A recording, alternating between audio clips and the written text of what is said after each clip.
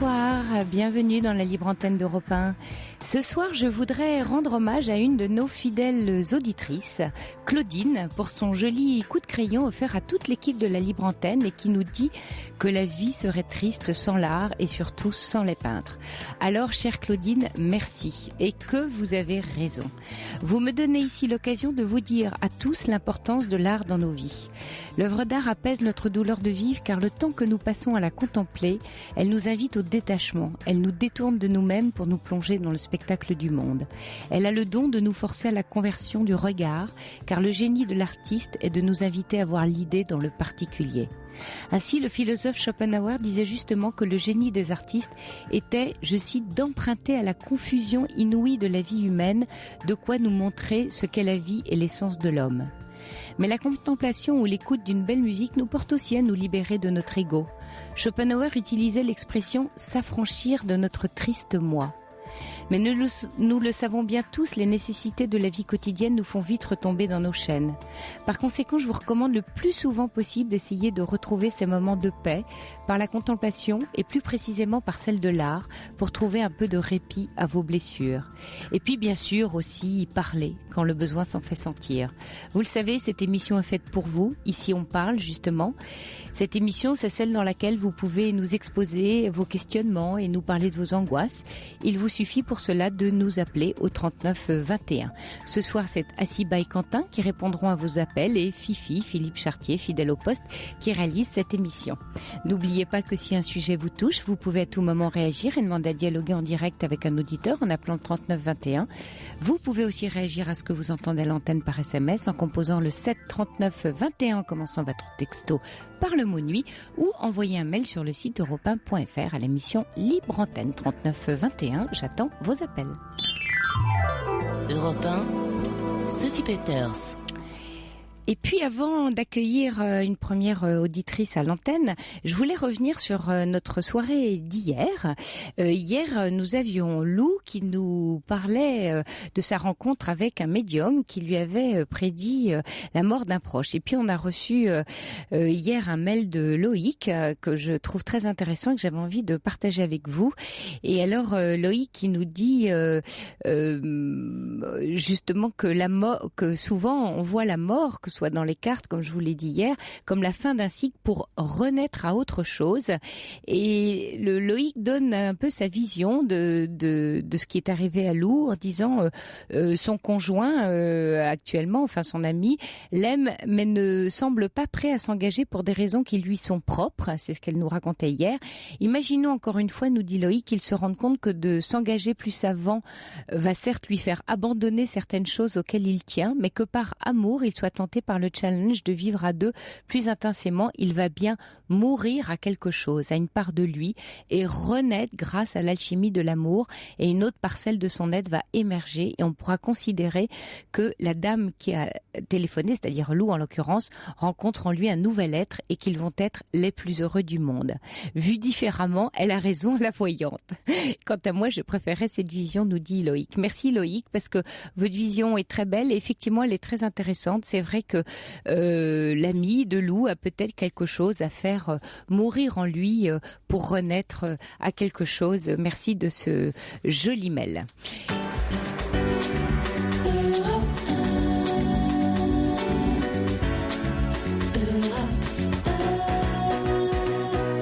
Bonsoir Muriel.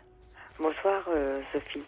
Je suis un petit peu stressée, mais je voulais vous dire que je m'endors tous les soirs avec vous dans mon lit, avec mon radio à côté de mon oreille, et puis que j'attends la fin de vos émissions, parce que vos émissions me plaisent beaucoup et ça m'apporte énormément de choses.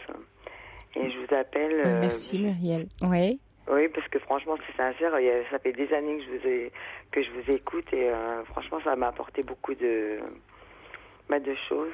Donc, ça va être c'est un petit peu compliqué pour moi de vous expliquer parce que je suis un peu émue. Oui, c'est normal. J'ai perdu mon mari, 15 jours. Et suite d'une maladie, à cause d'un cancer du mésothéliome suite à l'amiante. Et en fait, ça c'est un apartheid. Et en fait, si vous voulez, mon mari c'était un remariage. mon mari avait 3 enfants. Et alors, j'ai été vraiment détestée dès le début. Et ça faisait longtemps que vous étiez avec lui? Ça fait 15 ans et on s'est mariés en 2002. Oui. Et en fait, alors dès que je me suis mariée, c'était l'horreur. J'ai été la vieille belle parce que bon, l'ex-femme de mon mari, elle était complètement différente de moi.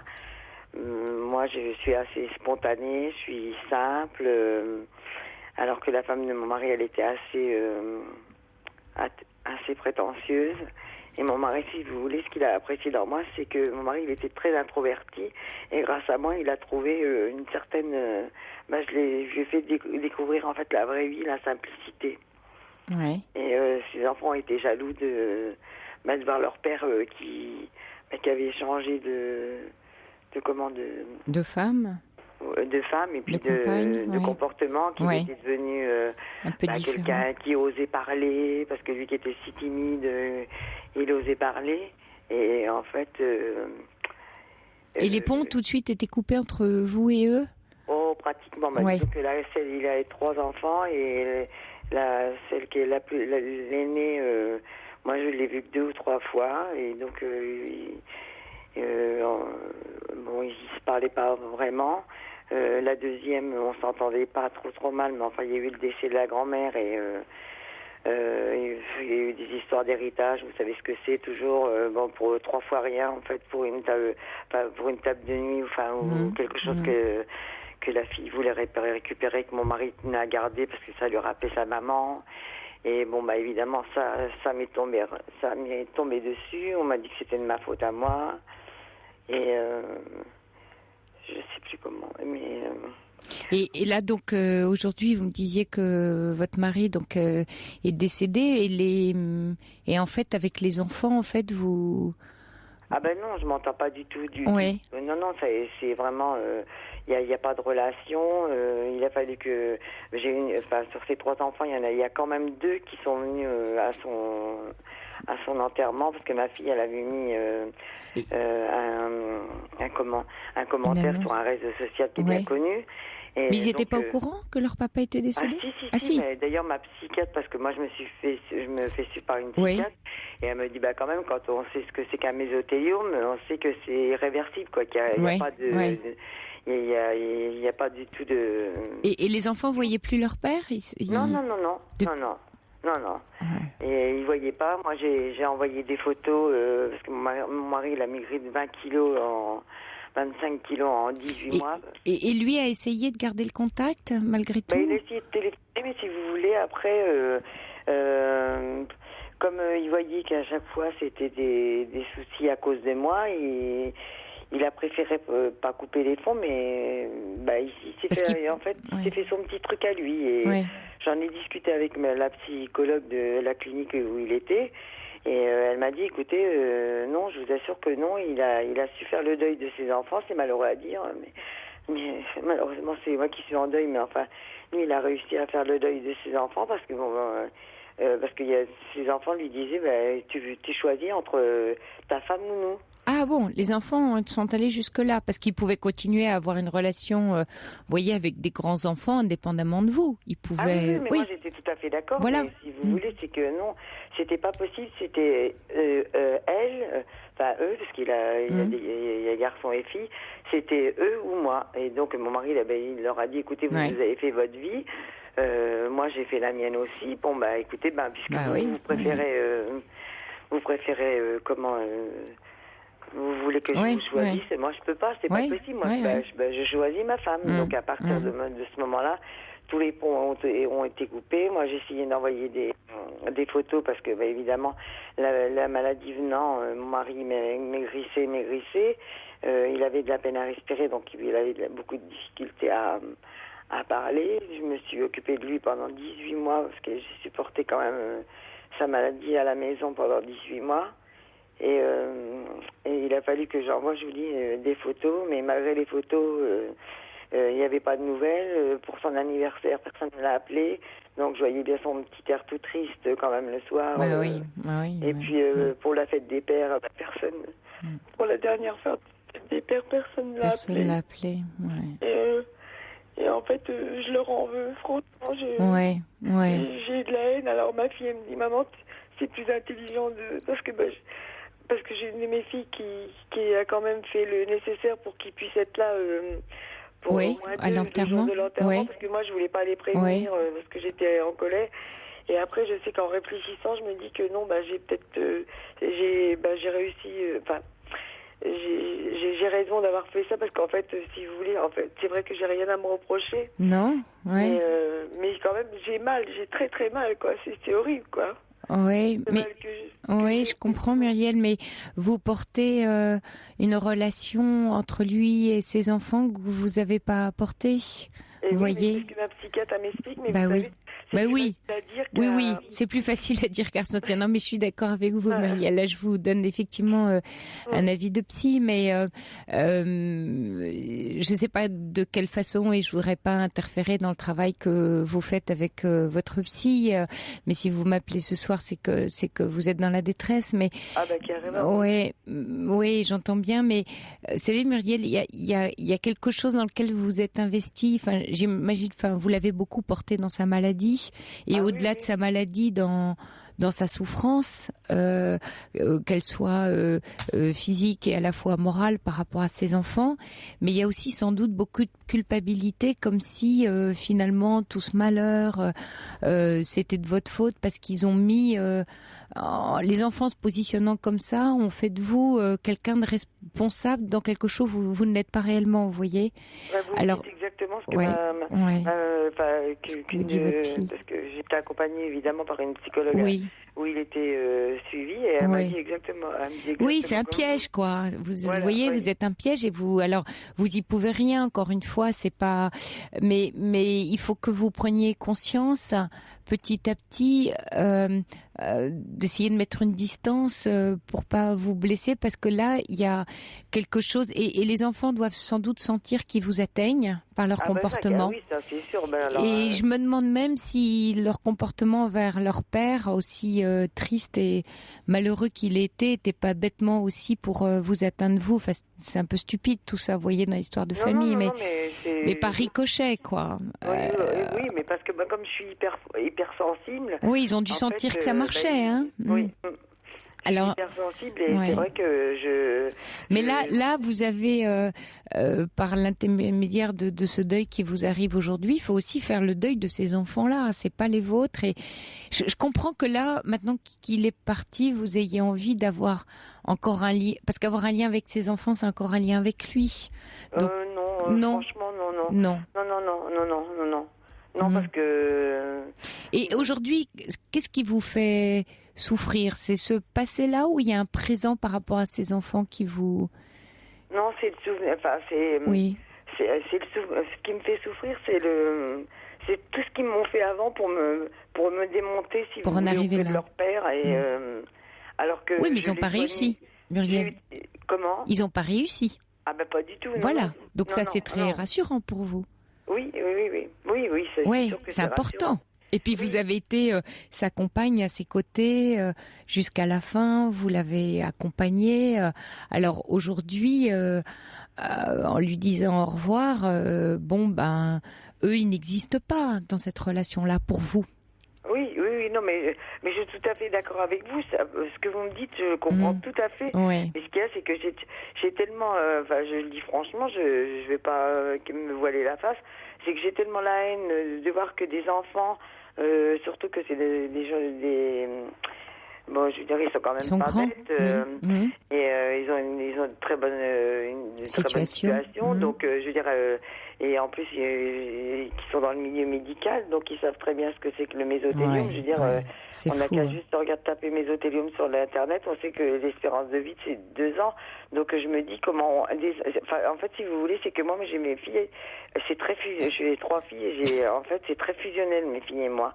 Et en fait, je peux pas arriver à comprendre comment on peut faire pour voir, parce que j'ai envoyé une photo aux enfants en montrant leur père avec 20 kilos de moins. Et mes filles, elles me disent, mais maman, nous on nous voit comme ça, on rapplique tout de suite pour te choyer, pour te... Oui, mais ça, Muriel, vous savez, dans la vie, on a souvent tendance à voir la vie avec ses propres lunettes et à penser que la façon dont on voit les choses, les autres doivent être pareils que nous. Oui, mais oui, les autres sont différents, là, et pour le coup, ils le sont franchement. Donc, vous pouvez pas... vous auriez souhaité que ces enfants aient une aussi bonne relation avec lui que vous avez avec vos filles, et aussi affectueuse. Malheureusement, ça l'est pas. Donc, vous souffrez pour ce manque d'amour qu'il n'a pas eu. Mais il y a sans doute quelque chose qui vous échappe et qui appartient à lui, à son ancienne histoire avec sa femme, avec ses enfants-là. Il y a un mystère dans lequel vous n'êtes pas et que vous pouvez pas savoir. Pour que des enfants refusent de voir leur père comme ça, vous êtes un prétexte, vous voyez, dans cette histoire. Vous n'êtes qu'un prétexte. Exactement ce que... Oui, un triste prétexte, mais un prétexte quand même. Prétexte, mais qui me démolit.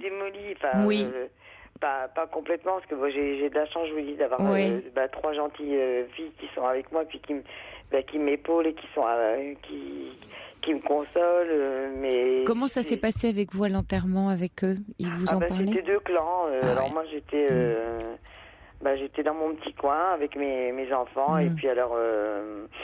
Et puis, deux de ces enfants qui sont venus, ils étaient presque affalés sur le cercueil, alors qu'ils ne sont pas occupés pendant 18 mois. Mais bon, j'ai su faire abstraction. Si vous voulez, j'étais tellement mal, j'ai pas fait attention. Puis après tout, je me dis, de toute façon, c'est pas grave. Ça, c'est pas grave. C'est pas grave. Vous voyez, ce qui vous blesse et ce qui vous fait mal, Muriel, aujourd'hui, c'est effectivement toute cette colère accumulée sur toutes ces années. Oui, c'est ça. Et vous sentir coupable, c'est comme si vous auriez pu faire autrement. Hein, on se sent coupable parce qu'on croit qu'on aurait pu faire mieux que ce qu'on a fait. Vous pouviez pas, Muriel? Non, ça vous appartient pas? Non. Hein? Mais il me l'avait dit aussi quelquefois. Mon mari me le disait, il me dit, mais de toute façon, c'est comme ça, on n'y peut rien. Et du coup, c'est parce que vous portez toute cette douleur que ça en rajoute dans votre tristesse et dans votre deuil. Il faut en lâcher un peu, là. Oui, mais c'est sûr que là, c'est trop, quoi. C'est la goutte d'eau qui a fait déborder le vase, quoi. Parce que déjà, j'ai accompagné mon mari jusqu'à son dernier souffle, parce que j'étais avec lui jusqu'à son dernier souffle à l'hôpital quand on m'a appelée. Et je me dis, j'étais... Par contre, ça, je me reproche rien. Je sais que j'ai été... Même les médecins m'ont dit que j'avais été vraiment merveilleuse du début jusqu'à la fin. L'équipe soignante m'ont dit pareil, que j'avais été vraiment... que je m'étais occupée de lui vraiment comme une accompagnante qui aime son mari et qui, pour moi, doit le faire. Mais voilà, après, si vous voulez, c'est pas facile à gérer, quoi. C'est-à-dire, oui, continuez, quand vous dites c'est la goutte qui fait déborder le vase, c'est-à-dire, quelle goutte? La goutte, c'est que il se ramène au dernier moment, et en fait, comme j'ai quelqu'un du service où il était, de me dire, ils viennent faire leur show, quoi, pendant juste un quart d'heure devant le cercueil, et que... Et puis qu'en fait, ils sont pas venus le voir, alors que le jour de la fête des pères, j'ai bien vu quand même... vous le ressentez comme une injustice, de venir vous piquer finalement, de venir vous voler un peu un deuil et cet enterrement qui était très important pour vous, et ils viennent vous enlever à lui, là, devant tout le monde. Me narguer, Elle est là, la colère qui remonte. Non, j'ai cherché à comprendre. Elle est là. Elle est là parce que finalement, ils font leurs les enfants qui bien sous tout rapport devant tout le monde, ils sont dans l'apparence. Vous voyez bien, Muriel, ils sont dans l'apparence. Mais en fait, en plus, c'est ridicule parce que tous les gens qui étaient dans l'assistance savaient très bien. Ils savaient très bien. Tout le monde savait. Les gens sont pas dupes. Mais bon, je vous avais appelé la semaine dernière parce que je hurlais dans mon lit tellement j'étais pas bien. Et vous n'avez pas pu me prendre parce que vous aviez du monde à l'antenne. Mais c'est normal. Mais je veux dire, c'est vrai que quand on est désespéré comme ça, moi je vous entends tous les jours. Je vous dis, à 11h précise après les informations, j'écoute les informations et je vous loupe pas. Je vous écoute tous les jours et je sais que vous apportez quand même de précieux conseils. Et après, en fait, je me rends compte que ce que vous me dites, c'est la vérité, quoi. C'est exactement Ouais. C'est exact ce que vous me dites. Mais ça n'empêche pas, vous voyez, maintenant que vous m'expliquez vraiment le contexte, je comprends mieux dans quel état émotionnel vous êtes ce soir et ces jours-ci, parce que si vous voulez, un deuil, la perte d'un être cher, ça fait tout remonter, hein. Et vous avez bien dit, vous avez dit la goutte qui fait déborder le vase, et là, il s'est passé un événement qui a fait remonter à la surface des années de conflits avec ses enfants. Et là, vous avez envie, effectivement, vous dites hurler dans mon lit, vous avez envie de leur crier, mais foutez-moi le camp, finalement, hein. Vous n'avez rien à faire là. Ouais, ben c'était ce que je voulais faire, mais bah oui, c'est un peu gênant. Oui, non, mais c'est mes filles qui m'ont dit, maman, s'il te plaît, sois intelligente. Mais ça aurait pas été bon pour vous. Elles ont raison, vos filles. Vous seriez blessée. Non, mais je sais que ça. Et puis j'ai une amie aussi qui m'a dit non, ne le fais pas, sois digne jusqu'au bout. Je l'ai fait, mais si vous voulez, j'avais tellement une haine en moi que. Mais elle est légitime, vous voyez. C'est ce que vous ressentez est normal, comme souvent ce qu'on ressent dans des grandes douleurs est normal compte tenu de ce qu'on a à vivre ou de ce qu'on est en train de vivre. Alors il faut s'autoriser à le vivre, ça. Oui. Vous voyez, en fait là, aujourd'hui, ces jours-ci, avant de reprendre avec votre psychiatre, là pour vous apaiser, autorisez-vous à aller dans cette colère quand vous êtes seul, si vous avez besoin de crier, de les insulter. Allez-y. Ah oui, je le fais enfin, je le fais pas, si vous voulez. Ou par écrit même, Muriel. Oui, voilà, mon amie, elle m'a dit, fais une lettre. Oui. Et après, elle me dit, tu la brûles. Voilà, et après vous la brûlez, c'est ce que j'allais vous dire. C'est très apaisant. C'est très apaisant parce que vous allez coucher votre fureur. Oui. Ah oui, alors si vous avez beaucoup de choses à dire, vous couchez votre fureur, vous la livrez à l'encre et au papier. Oui, et ça va vous soulager parce qu'il faut que ça sorte. Faut pas. Là, vous êtes en train de vous détruire. Vous voyez, ça macère là.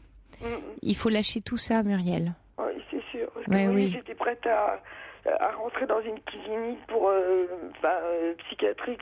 Oh ben non, Muriel. Psychiatrique, parce oui. Que, tout de suite oui, mais pour aller vous reposer. Voilà, pour aller vous reposer. Oui, mais non. Après, je me dis non, là, non, parce qu'ils vont vous mettre sous médicaments. Mais oui, Muriel, vous savez faire face. Vous vous rendez compte que ce que vous venez de vivre là, ce que vous me décrivez, l'accompagnement de votre mari, toute la maladie. Mais vous avez largement la force. Vous venez de vivre quelque chose de terrible là. Donc la force vous l'avez et la colère va vous donner de la force. Allez-y dans la colère parce que vous savez ce qui fait qu'on en perd, c'est quand on la retourne contre soi. Et là, elle est destructrice. La colère, si cette colère que vous ressentez aujourd'hui, vous n'en faites rien, vous risquez de vous la remettre contre vous et c'est là où vous allez demander stop et aller demander à partir en repos parce que vous n'arriverez plus à gérer. Il faut qu'elle sorte, au contraire. Il faut pas la garder. Tout à fait. Oui, je comprends. C'est exactement pas les gens qui ont perdu un être cher et qui ont eu un petit peu aussi de haine comme ça, les gens m'ont dit fais une lettre, Cathy, et surtout tu la brûles après. Oui. Pour vous libérer. Mais encore une fois, Muriel, ne vous dites pas que vous partez dans quelque chose d'anormal, parce que ça fait peur, hein, quand on part en vrille comme ça, dans des sentiments très forts. Alors on se dit, je vais aller dans une clinique ou quelque part. Non, là, si je peux au moins vous rassurer ce soir dans ce que vous ressentez, dans ce que vous vivez, c'est quelque chose de cohérent, de normal, d'authentique. Je reçois un SMS pour vous qui dit ne vous sentez pas coupable, ces enfants se rendront compte un jour du mal qu'ils ont fait, bon courage à vous. Et puis il y a Anne-Marie, une auditrice qui vit une situation similaire à la vôtre, qui aimerait correspondre avec vous. Donc on vous donnera hors antenne son numéro et vous pourrez vous appeler. D'accord, Muriel? Ça peut vous aider, de traverser. Voilà. Hein. Écoutez, je vous remercie parce que franchement. Ça m'apaise quand même. Ça reste douloureux malgré tout, je sais bien. Bien sûr, je ne peux pas vous dire, ça fait 15 jours que j'ai perdu mon mari, je peux pas être... Mais c'est vrai que d'être compris, c'est important. C'est important, c'est vrai, c'est important. Bon courage à vous, Muriel, hein. Bon courage. Pour avoir l'auditrice... c'est Asiba ou Quentin qui vont vous rappeler hors antenne et qui vont vous donner le numéro d'Anne-Marie. D'accord, c'est gentil. Voilà. Je vous remercie beaucoup. Bonsoir Muriel, merci de nous avoir appelés. Bon courage à vous. Bonsoir. Merci. Au revoir. Europe 1, Sophie Peters. Pour intervenir dans l'émission, appelez le 39 21 34 centimes la minute.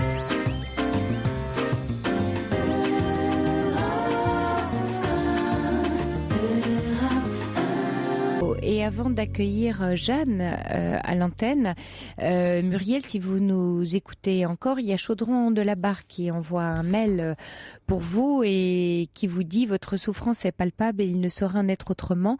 La perte de votre mari est récente. Prenez le temps de vivre votre deuil, accompagné par votre thérapeute.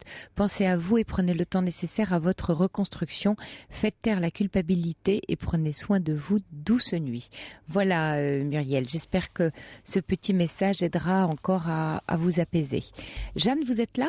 Je suis là et très contente de vous entendre. Bonsoir Moi aussi. Sophie. Bonsoir. Je voulais commencer par vous dire que j'aime beaucoup en particulier les petits préambules que vous nous offrez au début de chacune des soirées. Voilà, c'est mes petites noisettes d'écureuil. Oui, c'est très, très, très intéressant.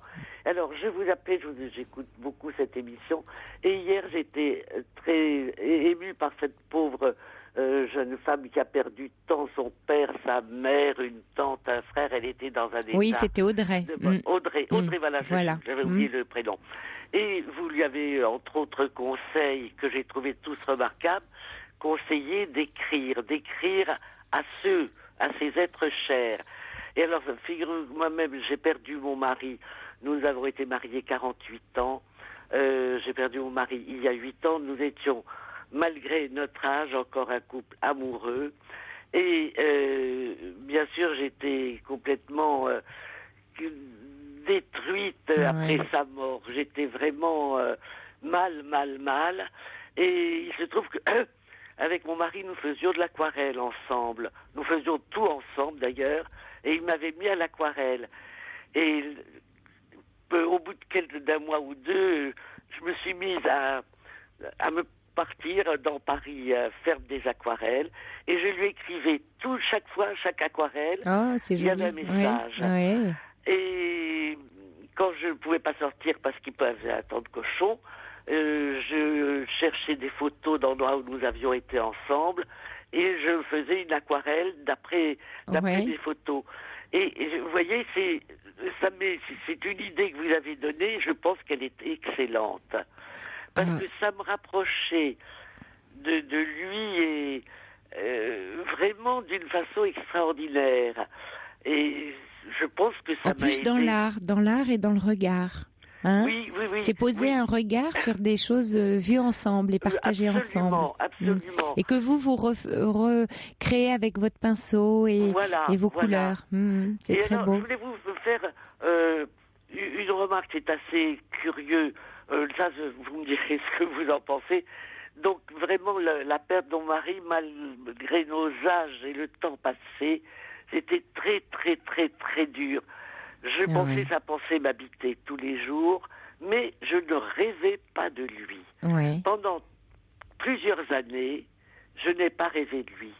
Et une belle nuit, puisque c'est la nuit que je rêve, j'ai commencé à rêver de lui. Et depuis, je rêve. J'ai rêvé presque toutes les nuits, ce qui ne m'empêche pas d'y penser dans la journée. Mais j'ai une amie qui a perdu son mari et à qui je racontais ça, qui m'a dit que ça avait été la même chose pour elle. Elle s'étonnait de ne pas rêver de son mari et elle l'avait perdu plus récemment, enfin, il y avait très peu de temps. Est-ce que vous voyez quelque chose qui peut expliquer ça ? Je pense peut-être. Est-ce que votre rêve est arrivé après toute cette période d'aquarelle et d'images ? Mes rêves, oui, après. Après, ouais. Oui. Ouais, parce que je pense, vous savez, hier je disais à Audrey, je lui parlais des 5 phases de deuil. Et vous savez, je lui parlais du déni, de la colère. Et je pense que le fait que vous rêviez de lui, c'est que vous êtes dans une forme, dans la phase d'acceptation, je pense, dans la dernière. Oui. C'est-à-dire dans quelque chose qui, dans votre inconscient, dans vos images, permet qu'ils reviennent, qu'ils C'est ce que j'ai pensé, vous voyez. Oui.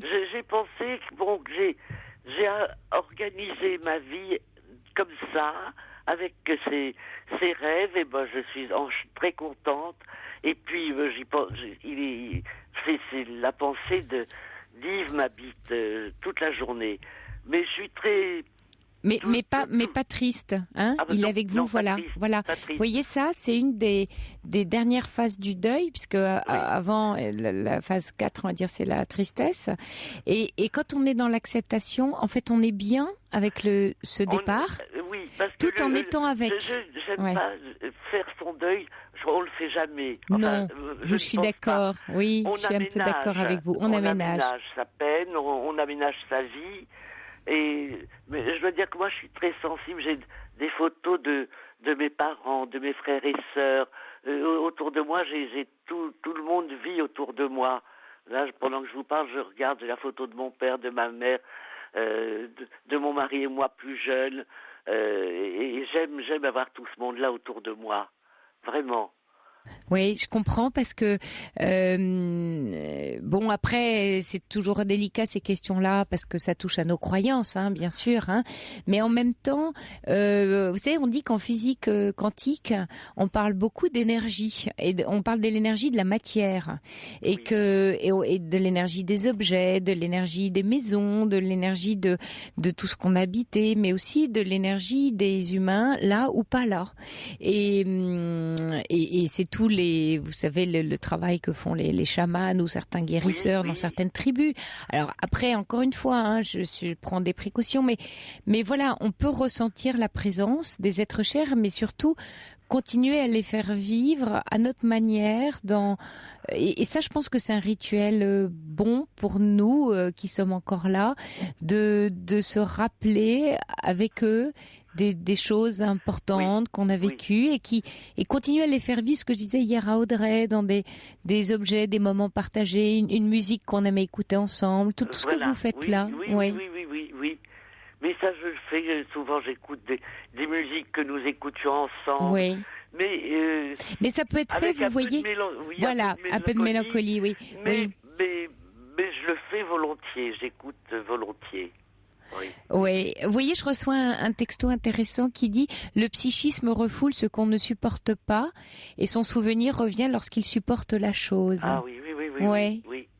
Et effectivement, les rêves sont revenus parce que là, vous étiez en état de tout d'un coup qu'ils soient de nouveau là en vous. C'est ce que j'ai au bout d'un certain temps, sans y réfléchir.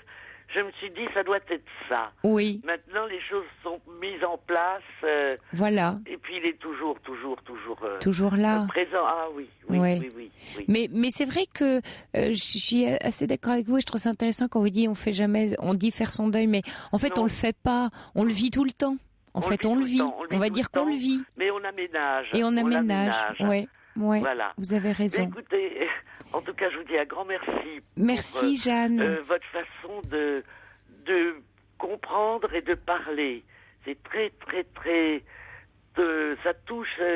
vraiment, ça doit pénétrer au fond du cœur de ceux à qui vous vous adressez, je pense. Merci, Jeanne. Vous me faites un joli cadeau en disant ça à l'antenne. Voilà, bonne fin de nuit. Et je l'accepte. Merci à vous. Au revoir. Bonne nuit, Jeanne. Merci. Sophie Peters, jusqu'à 1h sur Europe 1. Pour intervenir dans l'émission, appelez le 39 21 34 centimes la minute.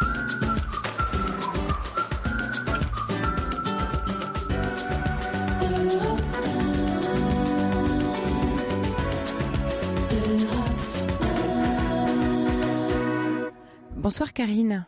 Bonsoir Sophie.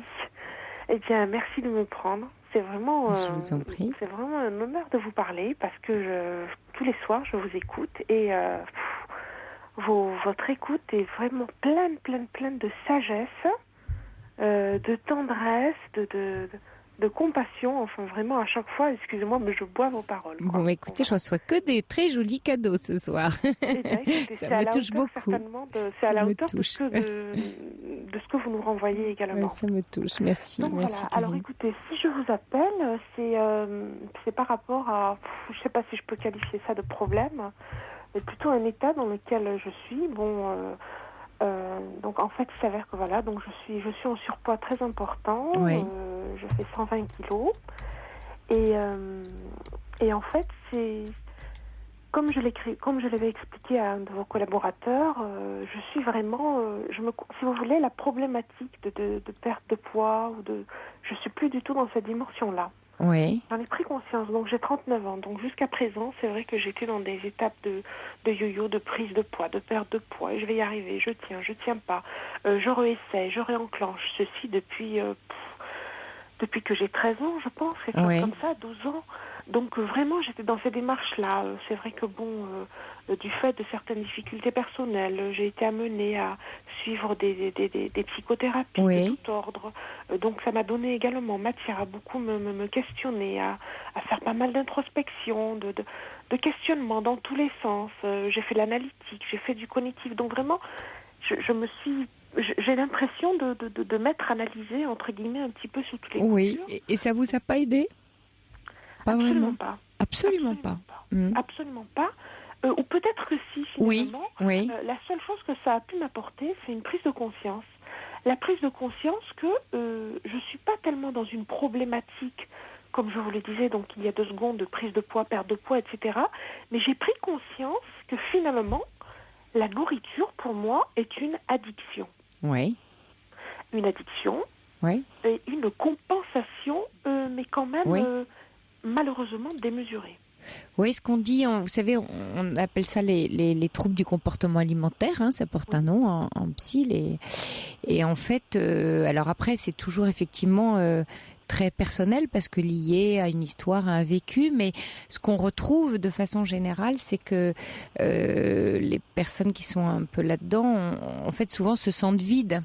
Et en fait, on fait facilement semblant, on triche tout le temps, on sourit quand on n'a pas envie de sourire, on dit oui quand on n'a pas envie de dire non, puis finalement, une fois rentré chez soi, on se jette sur l'alimentation avec encore plus d'exagération, en fait.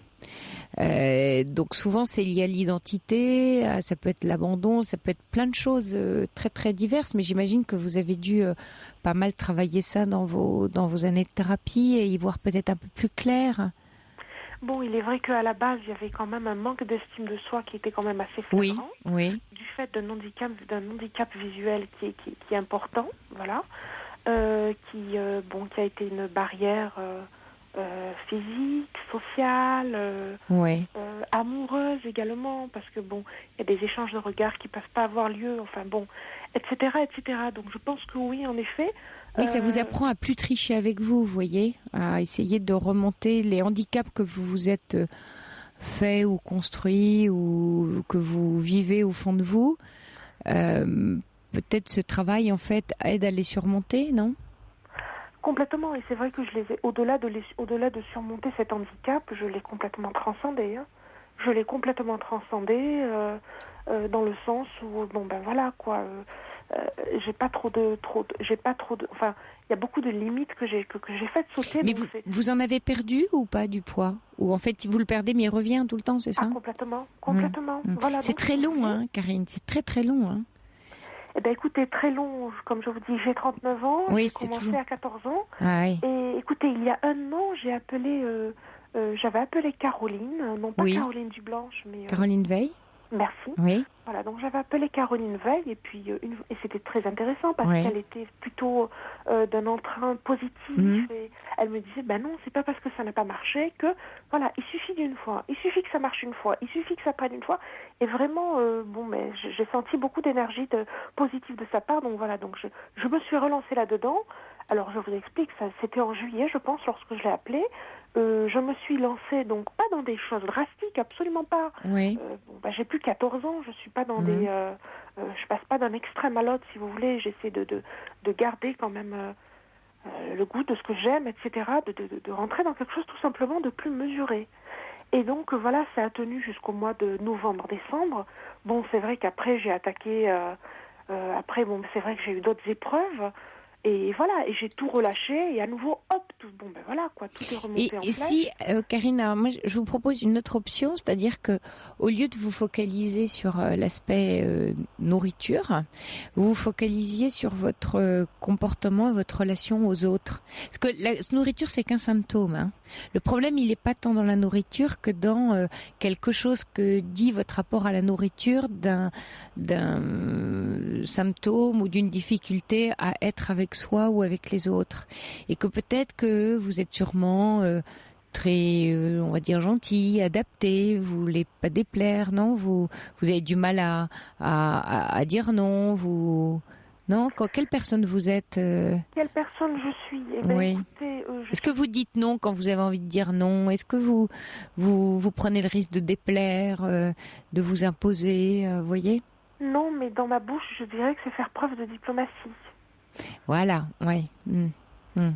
Donc pas forcément d'abnégation de ce que je pense, de ce que je suis. Ouais. Si vous voulez, lorsque j'étais plus jeune, j'étais plus cassante, j'étais moins... et c'est vrai que la maturité, etc., m'a appris à m'adapter aux personnes, voilà, parce que sinon, forcément, c'est simple, lorsque j'étais jeune, j'étais dans une extrême solitude. Forcément, pour moi, les choses étaient soit blanches, soit noires. Bon, maintenant, j'ai 39 ans, j'ai des enfants, je m'en occupe, etc. J'ai développé un cercle amical, etc. Et j'ai pas l'impression d'être... j'ai l'impression d'être quand même en... je vois, oui, c'est évident, je suis pas une personne qui rentre dans le conflit, je n'aime pas le conflit. Hein. Oui, j'ai tendance à essayer de gommer les aspérités des conflits, des choses comme ça. Oui. Maintenant... je sais pas. Oui, parce que vous voyez, la corpulence, la taille du corps, hein, le physique, quelquefois on préfère s'imposer par son poids, je vais prendre une image, donc par sa place physique, que par sa place psychique de personne, parce qu'on a peur de montrer qui on est, alors on se cache dans son corps, on se cache vis-à-vis des autres. Donc c'est une protection là que vous avez. En fait toute cette nourriture et ces kilos en trop, c'est une protection. C'est un tel paradoxe parce qu'en même temps, ça attire l'œil. Ah ben voilà, oui, bien sûr, oui, ça attire l'œil, mais ça attire l'œil sans que vous ayez à vous imposer, vous voyez ? C'est-à-dire que ça attire l'œil, mais en même temps, vous n'êtes pas dans votre vraie personne ou personnalité, authenticité. Votre corps n'est qu'un moyen, n'est qu'un véhicule. Donc vous déplacez en fait. Donc peut-être moi ce que je vous propose est peut-être de reprendre un travail là-dessus au lieu de faire un travail sur la nourriture en tant que telle et les régimes, essayez de regarder un petit peu le comportement que vous avez en famille avec des amis et voyez quelles sont toutes les preuves un peu plus de vous montrer un peu plus nu, voyez d'exister plus par vous-même. En oubliant votre place, en oubliant toute cette protection que vous vous êtes faite, et puis vous allez voir que cette protection, vous allez en avoir moins besoin, et ça peut réduire sensiblement votre poids. Mais c'est une option que je vous propose, mais c'est, si vous voulez, prenez-le, parce que finalement là vous arrivez vous voyez, comme vous pointez du doigt que c'est un paradoxe, et vous avez raison, c'est que vous arrivez à prendre de la place, voire à déplaire, voire tout ceci par votre corps, parce que ce que vous exprimez par votre corps, c'est ce que votre personne a du mal à exprimer en vrai. C'est un risque qu'elle veut pas prendre, alors elle s'est détournée. C'est complètement détourné. Pour ça que c'est paradoxal. Oui. Alors, l'idée, c'est vous trichez plus, quoi. Vous allez être plus authentique. Vous n'allez pas chercher d'excellente humeur pour être de bonne humeur, ni vous contraindre à avoir un... Je vais être un peu caricaturale. Oui, allez-y. Je ne pourrais pas m'exprimer autrement. Donc, une personne en surpoids triche forcément ? Un petit peu, oui. Un petit peu. Elle triche parce qu'elle est face à un vide. Elle a souvent peur du vide qui est en elle et que du coup elle se sent pas autorisée à exister telle qu'elle est. Alors elle se masque, elle s'enrobe, elle se dérobe du coup au regard, à la relation.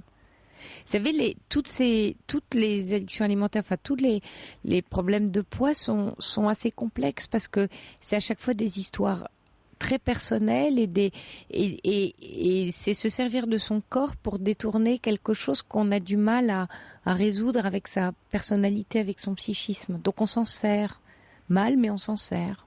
Or mal encore, je dis mal, non, parce que ça a une fonction. Ça vous aide à autre chose. Mais vous pourriez peut-être vous en débarrasser. Surtout que là, quand je parle avec vous, je vois bien que vous avancez. Vous avez besoin d'être reconnu, en fait. Mais en fait, vous créez une protection pour que, en fait, on vous remarque. Mais on vous remarque pas comme vous voudriez être remarqué. Donc c'est pas le bon objectif. Vous êtes remarqué. J'ai envie de rebondir sur une chose dont vous êtes en train de me faire prendre conscience.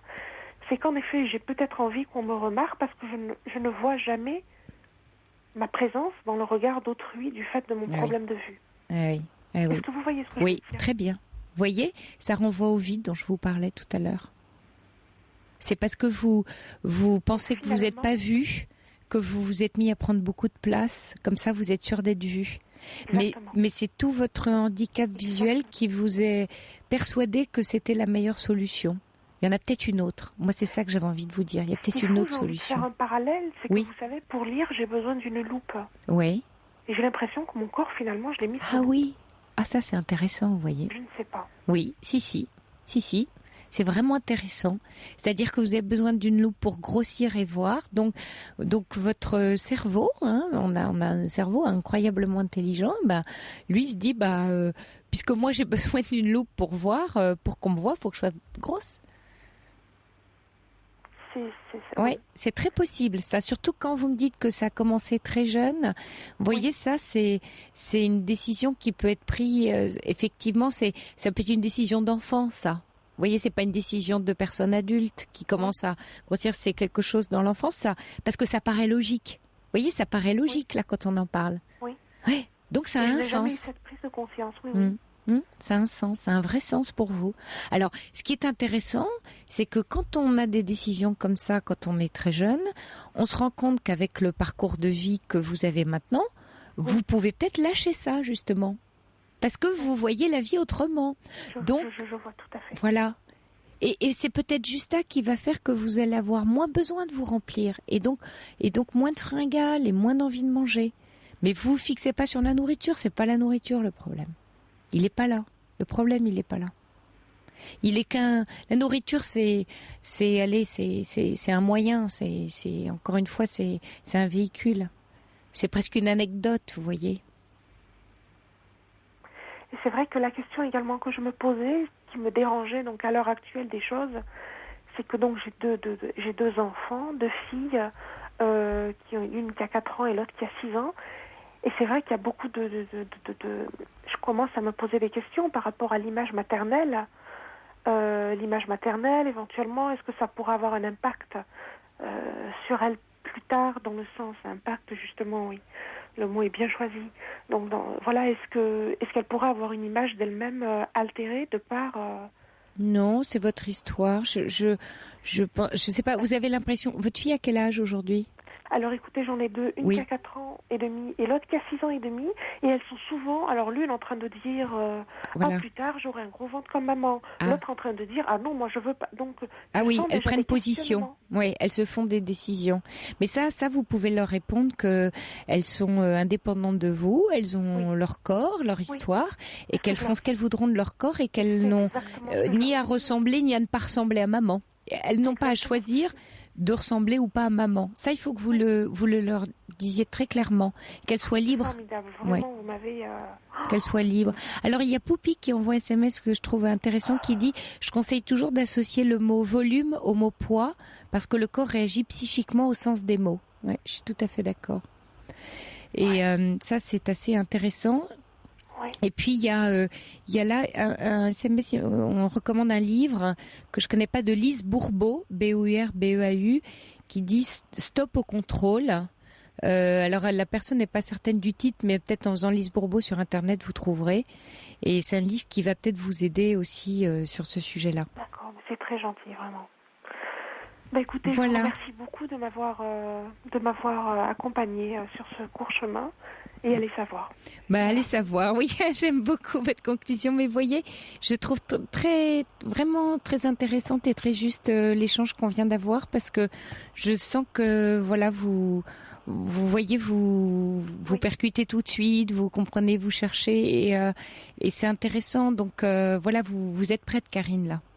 Vous êtes prête? J'espère vous rappeler dans un an. Oui, j'aimerais bien. Allez, chiche. Avec plaisir. Et quel qu'en soit en quelque sorte, quel que soit le chemin que je vais prendre, je tiens vraiment, je vous rappellerai dans un an et voilà, et on en reparlera. Et on en reparle. En tout cas, merci infiniment pour tout ce que vous nous apportez. Je vous en prie. Bonne route vraiment, à vous. Oui. Et merci à tous les auditeurs. Oui, merci Karine. Bonsoir.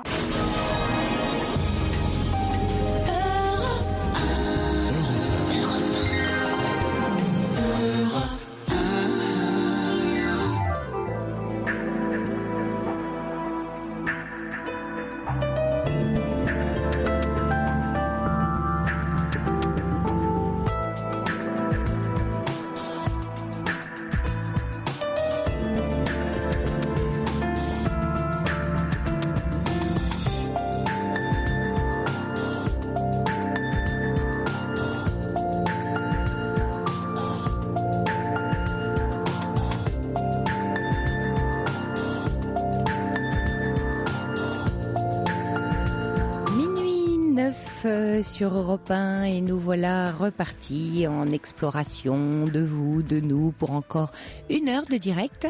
L'antenne est à vous, 39 21, on échange, on partage, on s'entraide. Bref, on se tient chaud au cœur de la nuit. Vous pouvez aussi échanger avec nous et les auditeurs par SMS au 7 39 21 en commençant votre texto par le mot nuit. Je vous rappelle que vos SMS ne doivent pas dépasser 160 caractères parce que sinon ils sont coupés et je n'ai pas la fin, donc je n'arrive pas à les lire en entier. Et puis vous pouvez également nous adresser un mail sur le site d'Europe 1, l'émission Libre Antenne. La nuit se poursuit avec Assiba et Quentin au standard et Fifi aux manettes.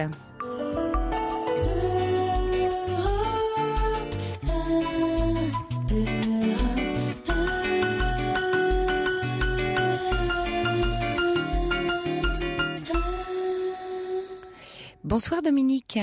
Bonsoir Sophie. Alors Dominique, qu'est-ce qui vous amène à l'antenne ce soir? Il m'amène que je dois admettre que je souffre depuis le mois de janvier d'une rupture qui ne veut pas vraiment dire son nom.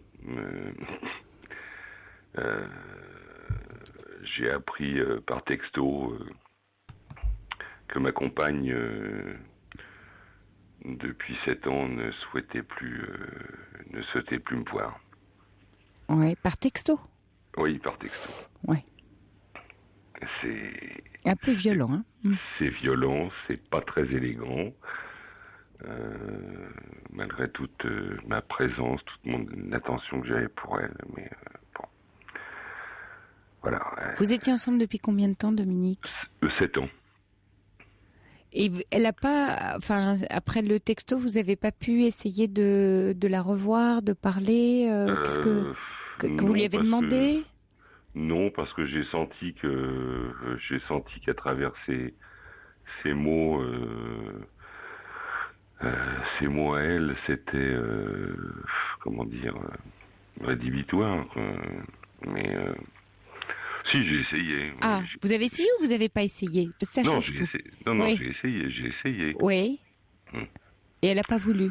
J'ai essayé, mais elle m'a répondu par d'autres textos qu'il lui fallait du temps pour faire le deuil de la relation. etc. Elle a donné aucune explication? Non, c'est-à-dire c'est ça le problème. Bah oui. C'est qu'on n'a pas eu d'échange verbal vraiment. Le pourquoi du comment, quoi. C'est ça. Parce qu'il y a pas pire violence là, vous voyez.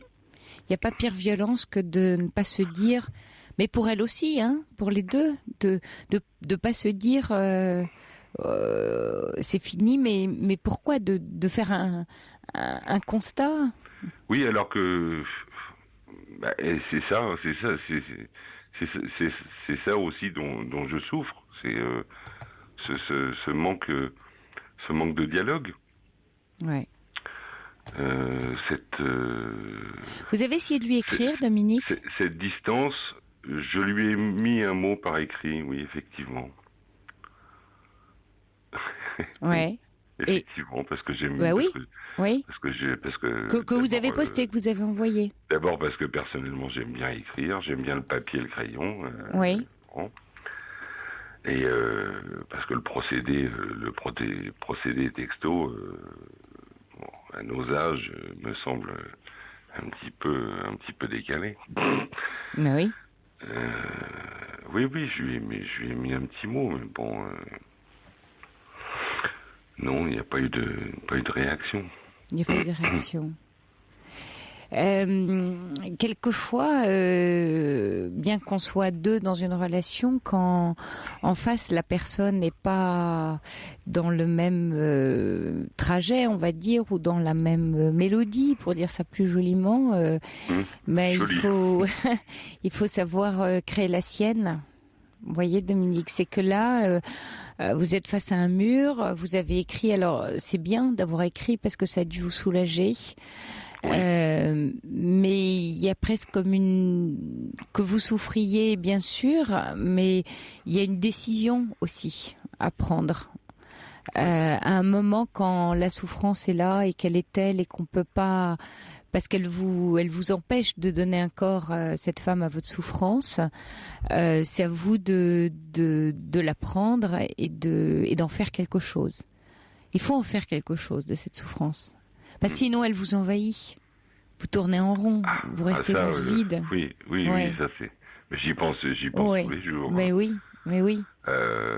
Bon, j'ai un suivi psy depuis quelques années. Oui. Mais bon, comme ça... Et c'est vrai qu'à chaque fois que, à chacun de mes rendez-vous, bon, tous les 15 jours, mais à chaque fois que j'en parle, c'est un crève-cœur, quoi. Comment ça se passe avec votre psy? Sur quoi vous avez pu avancer? Sur ma situation professionnelle qui battait un peu de l'aile. Oui. Mais sur cette histoire aussi? Oui, forcément. Ces derniers mois, oui, c'est ce qui vient. C'est ce qui vient en premier. C'est ce qui vient en premier. Moi j'étais très présent, très attentif, peut-être trop. Vous avez vu aucun signe, enfin il y a rien dans l'histoire ou dans la fin de l'histoire qui peut vous aider à reconstituer pour vous une explication qui puisse vous aider?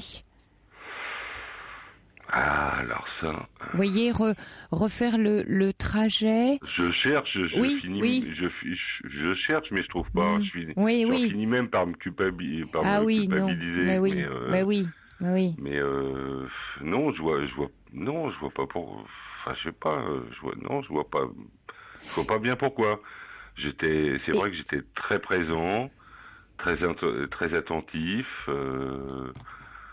Et quand vous lui avez écrit, là, je ne sais pas quand c'était, est-ce que ce serait envisageable, maintenant que les mois ont un peu passé, puisqu'il s'agissait de janvier, de lui parler de vous en lui disant que vous avez du mal à tourner la page, parlez-lui de vous, de vos ressentis, de votre douleur, en lui disant, en lui demandant un cadeau qui est de la revoir pour parler, vous voyez que si elle accepte au moins ça pour vous, au nom de ce que vous avez vécu, de votre relation, enfin, faites-lui une demande. Est-ce que vous lui avez fait une demande?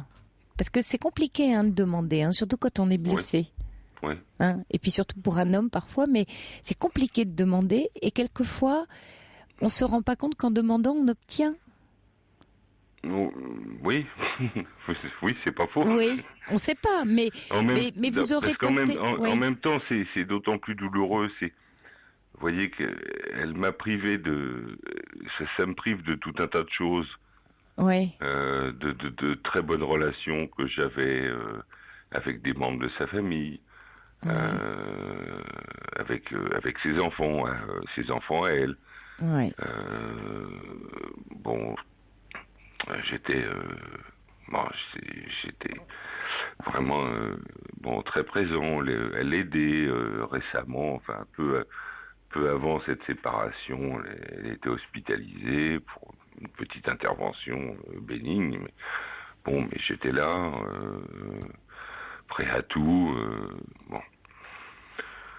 Mais je me demande si je crois que c'est pas un texto. Je crois que c'est pas un texto brutal qu'elle m'a envoyé, parce que j'ai l'impression que elle devait ourdir un peu ce plan depuis quelque temps. Elle avait repris ses clés, elle m'avait rendu les miennes. On habite le même quartier en plus. Donc vous la croisez encore ? Ben non, je l'ai pas croisée dans le quartier. Je sais pas comment elle fait, mais elle doit se débrouiller pour.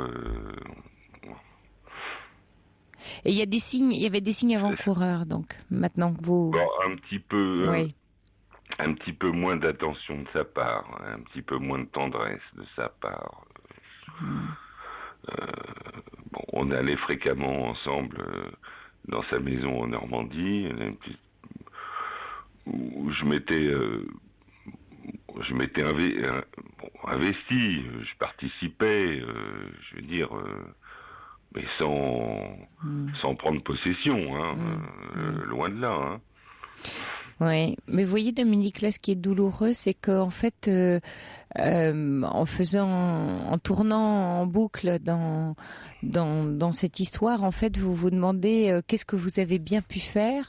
Or, si ça se trouve, vous n'avez rien fait, justement. Enfin, quand je dis ça, c'est que ce que je veux dire, c'est qu'en fait, il y a sûrement une décision, quelque chose qui lui appartient, qu'elle est incapable de dire ou de mettre en mots, qu'elle n'a pas envie de dire, qu'elle a envie de taire, et qui est liée à vous sans être liée à vous, enfin liée à la relation que vous aviez avec elle, mais encore une fois qui lui appartient et qui vous appartient pas. Et c'est ça là ce que vous avez à traverser, le gué qui est un peu compliqué, c'est de vous libérer en vous disant que elle a pris une décision qui vous concerne sans vous concerner d'une certaine manière.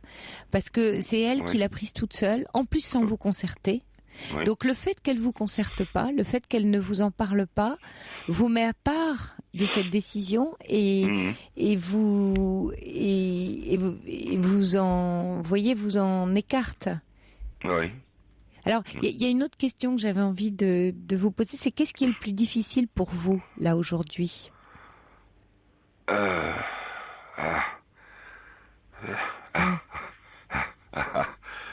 ça... oui. C'est pas un piège, hein ? Non. C'est pour vous aider. J'allais dire, comme un homme politique, c'est une bonne question. Merci de me l'avoir posée. Et je vous remercie de me l'avoir posée. Non, mais je ris, mais sans rire. Ouais. Vous n'êtes pas obligé de me répondre là, mais c'est une question qui est... vous voyez, là, effectivement... Je souffre de cette séparation brutale, comme ça, je veux dire, qui n'a pas de nom, une séparation qui ne dit pas son nom. Elle a employé des mots dans un texto en disant il me faut plus de temps pour faire le deuil de notre relation, mais c'est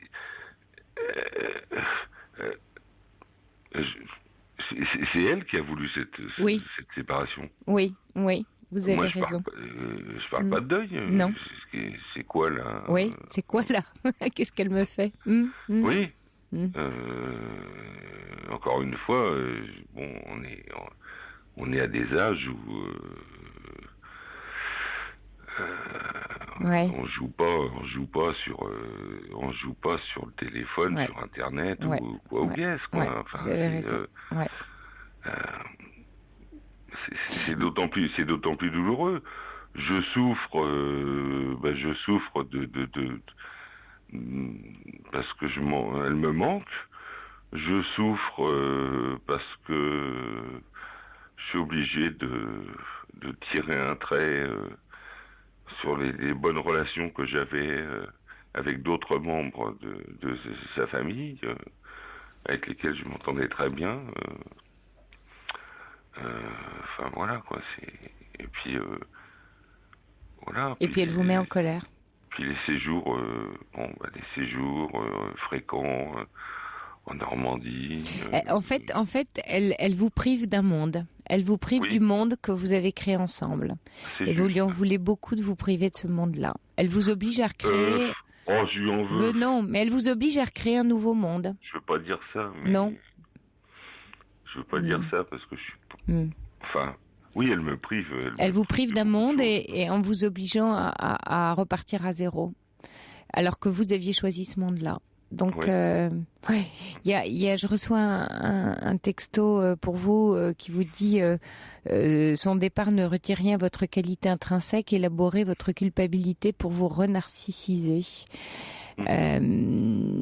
C'est vrai que là, il y a une culpabilité qui a pas lieu d'être, mais qui est forcément là, puisqu'on se demande toujours qu'est-ce qu'on a fait pour que ça nous arrive à nous. Et ça, c'est très humain. Et puis, en même temps, oui, là, vous êtes face au fait que vous avez un monde à vous recréer et que vous pouvez plus compter sur le sien. Et ça, vous voyez, ça peut vous mettre très mal parce que c'était confortable, vous étiez dans un monde qui vous convenait et elle vous l'enlève. Oui, c'est sûr. Surtout que je veux dire, il y a 7 ans de ça, je recréais quelque chose de tendre, de chaleureux après. Je vais dire après un divorce pénible, etc. Quoi. Entre-temps, j'ai eu des problèmes professionnels et des problèmes de santé. Et comme je lui ai dit un jour, mais bon, elle s'appelle Caroline. Caroline, elle a un côté un peu dur, un peu froid, qu'elle reconnaît d'ailleurs elle-même. Je lui ai dit un jour, mais attends, quand j'ai des soucis, tu le voyais pas, ou tu feignais de pas le voir. Très centrée sur elle-même, sur ses enfants, etc. Moi, j'étais très proche d'eux, tout ça. Enfin, bref. Vous voyez, dans ce que vous me dites là, Dominique, c'était pas une si bonne relation pour vous. Mais oui, pensez-y. Voilà, vous étiez le monde qu'elle vous apportait vous convenait, mais profondément, authentiquement, la personne, elle, par contre, ne vous comblait pas. Et ces derniers temps, non. Oui. Effectivement. C'est important de vous dire ça. C'était un peu lointaine, un peu. Oui, mais c'est important. C'est important pour repartir. Là, je reçois un autre texto qui dit « Ce silence vous cogne contre une culpabilité sans visage, donc indépassable. Ce dont il faut vous libérer, vous n'êtes pas responsable de son départ. » Oui, là, il y a un travail de libération à faire, d'autant plus. Sans doute, ouais. Oui, et d'autant plus que dans ce que vous me racontez, il y a quelque chose, mais ça rend en fait paradoxalement le travail plus compliqué, quelque chose de pas bon pour vous dans la relation, mais ça rend quand même finalement le travail plus compliqué. Parce que on est ainsi fait que dans une relation qui était compliquée, qui vous mettait en challenge, qui vous ne comblait pas complètement, il manque un morceau, et en partant le morceau encore plus vide, vous voyez. Mais alors qu'on a passé des années formidables, enfin, je veux dire, mais. Mais là, il va falloir tourner la page, Dominique, et tout seul. Ouais. Vous voyez, quand vous dites et oh là là, non, mais c'est très intéressant. Oui, parce que hier soir, quand j'ai fait mon introduction, je parlais de l'énergie colossale dont on a besoin pour se construire et se mettre au monde, surtout après une rupture, faire face à l'angoisse du vide, se porter soi-même alors qu'on était en couple, etc. Et je comprends que vous ayez envie de baisser les bras et que vous soufflez tout en souffrant, parce que il s'agit de ça, il s'agit de ce poids qu'il faut reporter. Et je comprends que ce soit difficile, mais là, si vous restez trop dedans, c'est vous qu'elle est coulée. Et ça, c'est pas une bonne idée. C'est pas une bonne idée du tout. Non, du mais tout. bon, je m'occupe. Oui. Etc. Mais Oui, mais voyez, j'ai mes enfants, enfin mes miens, qui sont grands aussi. Bon, que je vois de temps en temps, tout ça, mais ça se décide aussi, Dominique. On évite d'en parler, bien sûr, mais ils savent. Mais un jour, il faut décider. Il faut décider, vraiment. C'est très compliqué. C'est très dur parce que ça fait. Moi, j'ai un très bon copain, un très bon ami avec qui je viens de passer quelques jours là, parce qu'il m'a invité. Ça m'a changé un peu, ça m'a changé les idées là. Mais c'est encore aujourd'hui. Encore aujourd'hui. Enfin, il n'y a pas un jour sans le. Oui, mais vous mais vous ne voulez pas. Vous voyez, aujourd'hui, en fait, vous n'êtes pas dans le vouloir avancer ou le vouloir passer à autre chose. Ce stade-là est pas encore enclenché. Vous êtes encore dans le passé sans avoir pris la mesure depuis janvier de ce qui s'est passé et sans vouloir mettre un pied devant l'autre. Vous êtes arrêté. Voilà, vous êtes arrêté. Stoppé net. Mais moi, j'aurais voulu j'aurais voulu qu'il y ait un échange. Mais quelquefois, on veut et on ne peut pas. Oui, mais il y a une grande leçon dans la vie. Vous savez, on dit quand on veut, on peut. C'est vrai, souvent, quand on veut, on peut. Mais quelquefois, on veut et on peut pas. Et là, c'est terrible, c'est très douloureux. On veut et on se cogne partout. Parce qu'on peut pas. Et là, vous vouliez, vous voulez encore, et vous ne pouvez pas. Alors, quand on veut et qu'on peut pas, il y a un principe très sage chez les bouddhistes et chez les zen, les moines zen, il faut lâcher. Il faut le lâcher là, parce que sinon vous avez des boulets aux pieds et vous pouvez plus avancer. Ah oui, c'est le mot est juste. Oui, voilà. Un boulet, oui. Ouais. Et là, faut couper la chaîne. Dominique, faut couper la chaîne, aussi douloureux que ça puisse être. Et demandez-vous à quoi il vous sert votre boulet, parce que si vous l'avez, que vous le traînez depuis le mois de janvier, c'est que il vous sert à pas avancer. Et s'il vous sert à pas avancer, c'est que sans doute il y a quelque part où vous voulez pas aller. Donc, si vous arrivez à un peu lever le coin du voile là, peut-être ça aidera à enlever le boulet. Mais il y a quelque chose qui refuse en vous d'avancer, et c'est ce refus-là qui serait intéressant de comprendre. Pourquoi ? Alors que tout vous dit que c'est fini, que vous pouvez rien faire, vous êtes dans l'impossibilité de faire, même si vous voulez. Oui, parce que je peux pas accepter que ça soit fini. Oui, mais oui. Oui, mais il y a sans doute autre chose. Surtout de cette façon. Oui, parce que perdre ce qu'on veut, perdre ses illusions, quand ça se passe pas comme on veut que ça se passe, c'est toujours très douloureux. Mais vous touchez là la limite de l'humain. On a des limites, et c'est une manière d'accepter vos limites. Voilà une épreuve qui vous dit que vous êtes limité. On l'est tous, et quelquefois on touche, et là vous touchez. Oui. C'est la limite. Ouais. Mais c'est intéressant la limite, parce que la limite, c'est ce qui permet de donner un cadre, donc de se construire. C'est pas inutile les limites, c'est pas une barrière infranchissable une limite. C'est une ligne, c'est une ligne qui est là et qui dit là, je peux pas, donc je fais autrement. C'est la stratégie là. Bah oui, Dominique. Donc j'entends que je vous fais pas forcément plaisir en vous disant tout ça, mais là, vous voyez, il faut franchir. Si je vous ai appelé, c'était pour avoir un éclairage. Oui. Mais je comprends, voilà. Parce que quand on discute avec son psy, même si on. Mais oui, non, puis vous avez raison. De très bons rapports, et en plus, ça se passe très bien parce que c'est quelqu'un qui parle. Ouais, c'est bien. Mais il faut élaborer. Non, mais Dominique, vous avez raison. Plus on élabore, plus on avance. Alors, il y a Juliette qui vous dit, peut-on aider Dominique à tourner la page parce qu'il a une voix envoûtante? Vous voyez, alors, moi j'ai plein de femmes qui craquent ce soir pour vous à votre voix.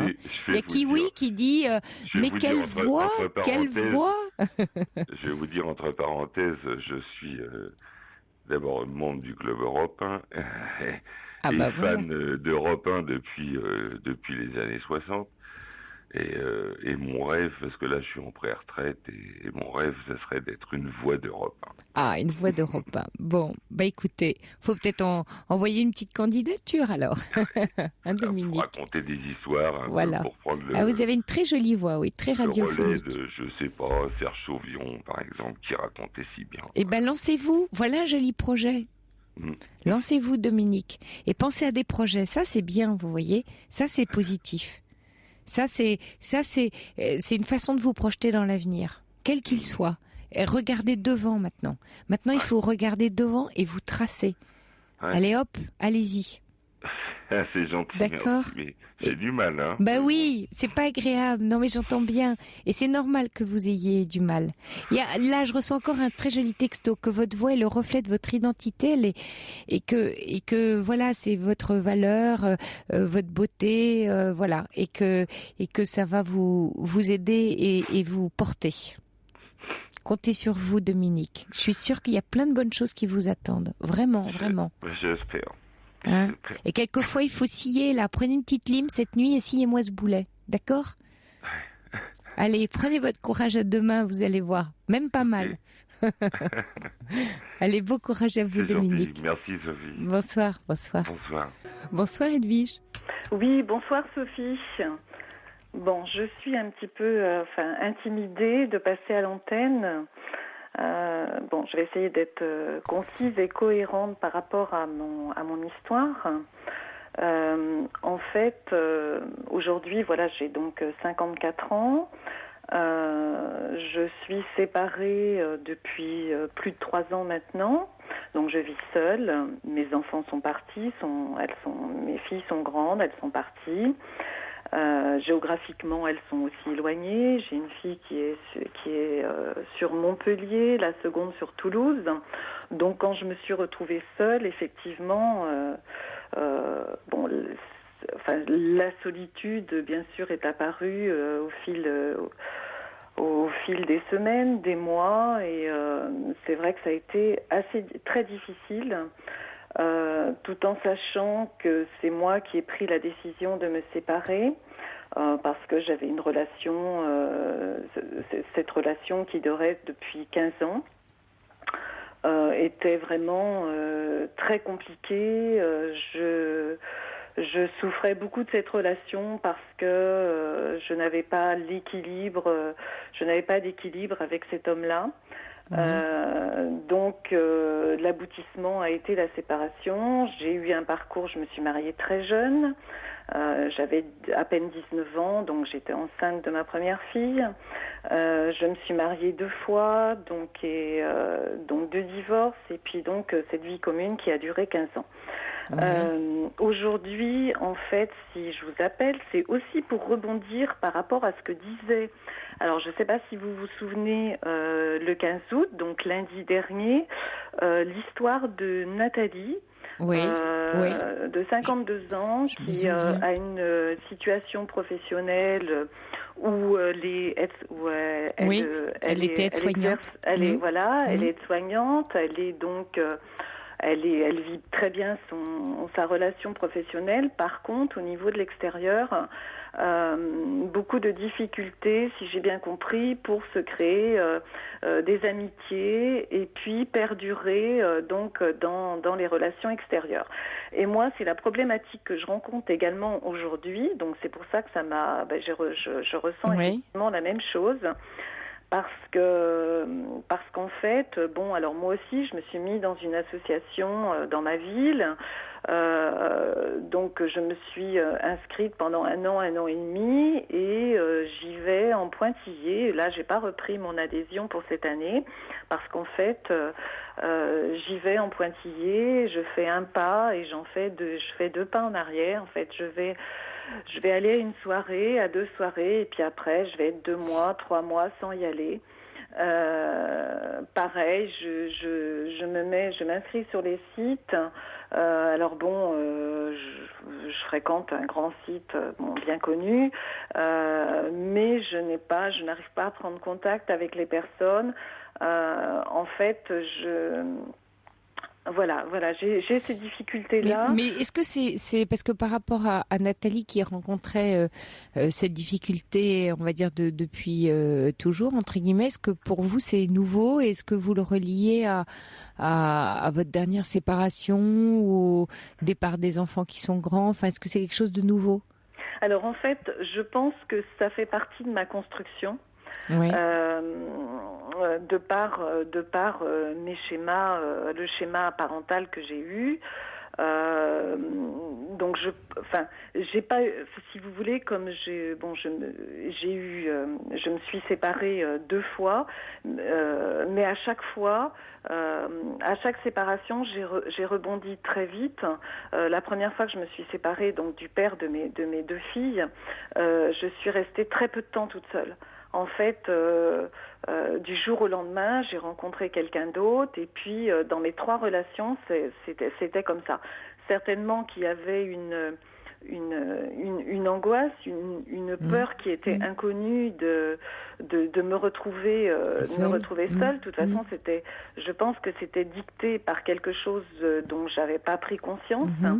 Et donc bon, j'ai évolué, et là effectivement c'est moi qui suis partie, c'est moi qui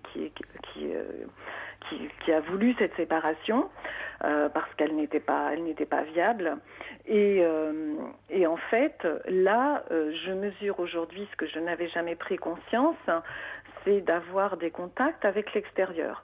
Alors effectivement, mon schéma, pour faire bref, du côté de ma maman, c'était une femme qui était très dépressive, qui ne bougeait pas de chez elle, qui a eu 6 enfants, dont j'ai eu un frère malade mental, enfin bon, donc des problèmes. Et donc c'est une femme qui ne sortait pas de chez elle, qui avait été abandonnée à la naissance, donc qui malheureusement ne s'est jamais remis de cet abandon, et qui l'a traîné effectivement comme un boulet toute sa vie, quoi. Ouais. Et par contre, un père hyperactif qui gérait pratiquement les enfants, la maison, la cuisine, son travail, enfin voilà. Mais il n'y avait pas de vie sociale. Hein. Il n'y avait pas de vie sociale, il n'y avait pas de vie avec l'extérieur. Il ne recevait pas des amis, il n'y avait pas d'établis. Non.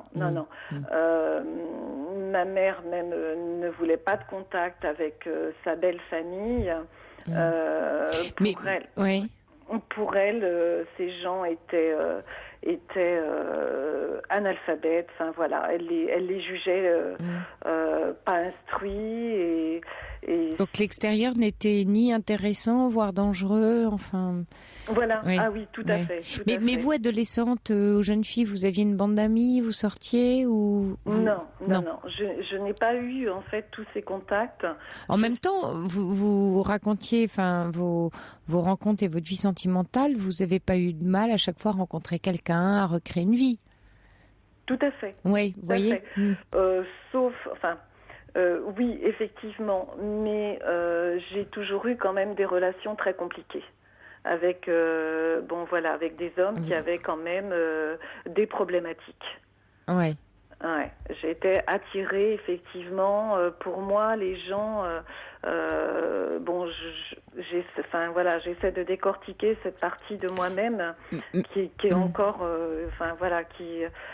donc que je commence à percevoir, que je commence à comprendre, mais Mais c'est vrai que les hommes que j'ai connus, les hommes avec qui j'ai vécu, avaient des problématiques, quoi.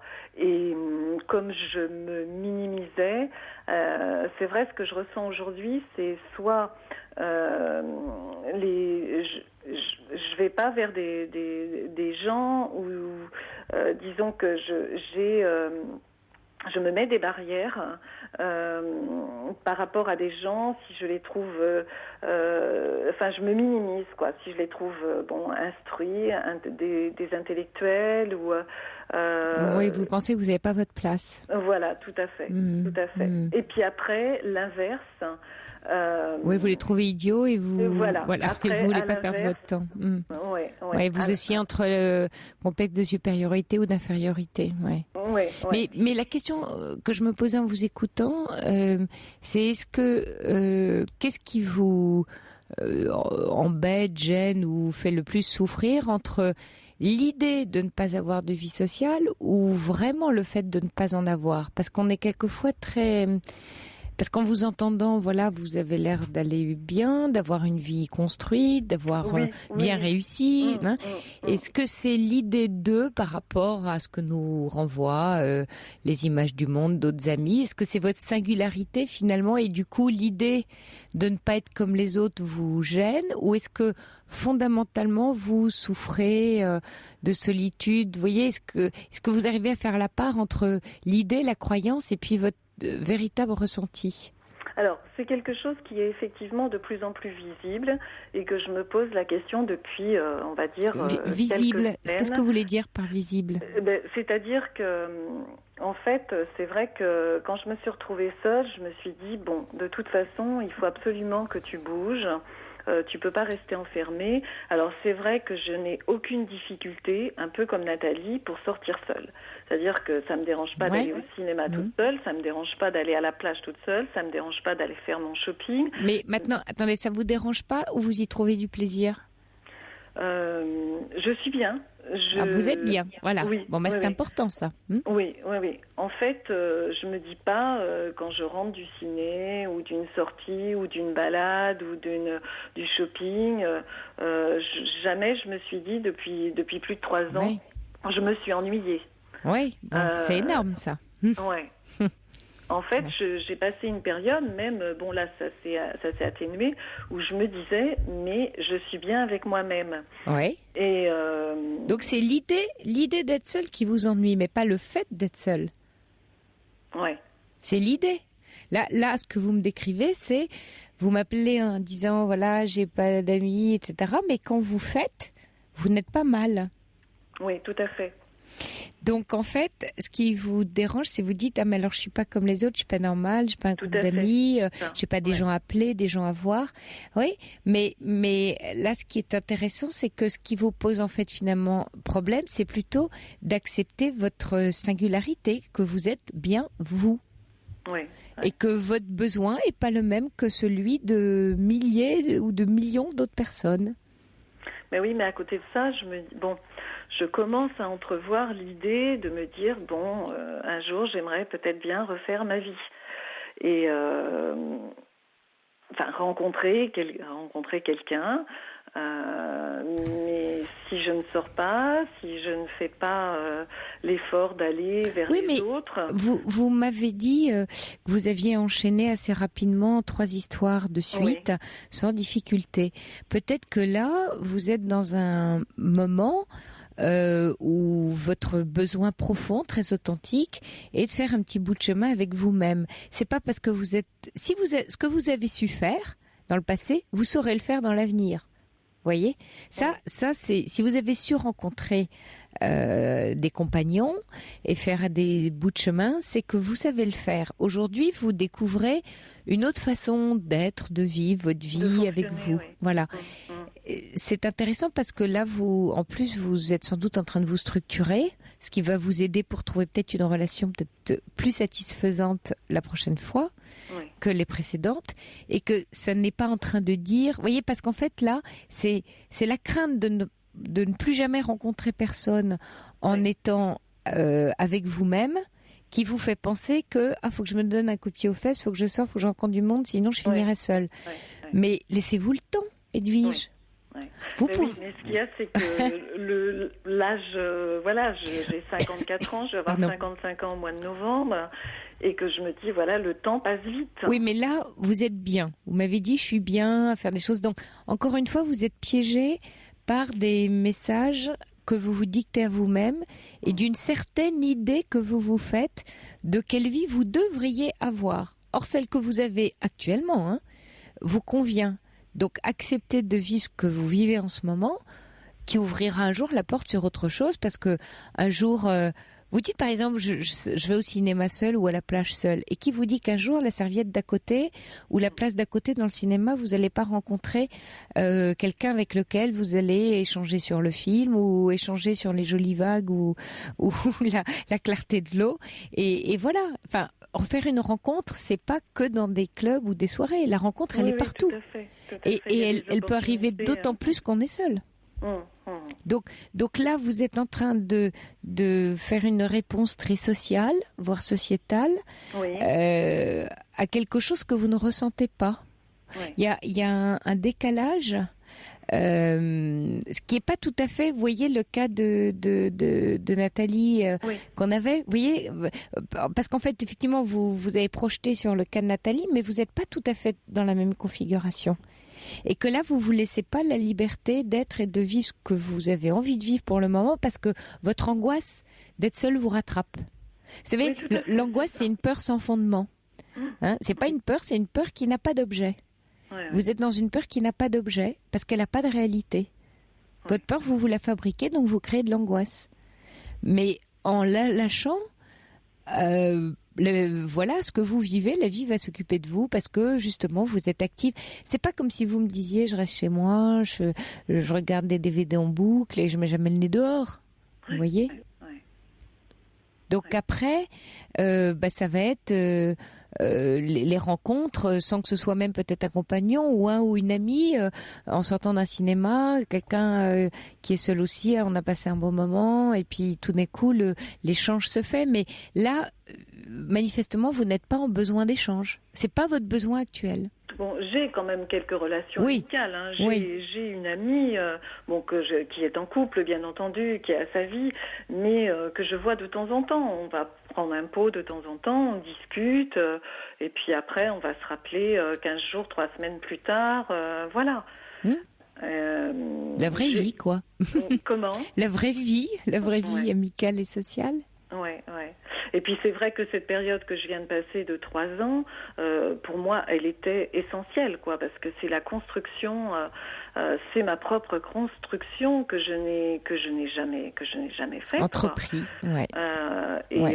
c'était incontournable que je vive ça pour grandir, pour me construire. Enfin bon, j'en avais besoin, quoi. Vous voyez, c'est ce que je vous disais, et c'est bien que vous le disiez ce soir à l'antenne pour les auditeurs qui vous écoutent et qui sont dans la souffrance de la séparation. Ah oui, j'entendais Dominique tout à l'heure. Oui. Et moi, je trouve, aujourd'hui, bien sûr, j'allais dire mon jugement, mais c'est pas un jugement, mon ressenti.